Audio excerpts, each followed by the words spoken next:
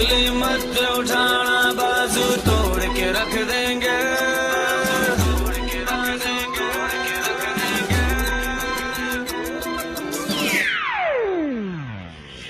कभी उंगली मत उठाना, बाजू तोड़ के रख देंगे। गलती से जो ललकारेगा तो काट के रख देंगे। गलती से जो ललकारेगा तो काट के रख देंगे। हम पाकिस्तानी मुजाहिद हैं।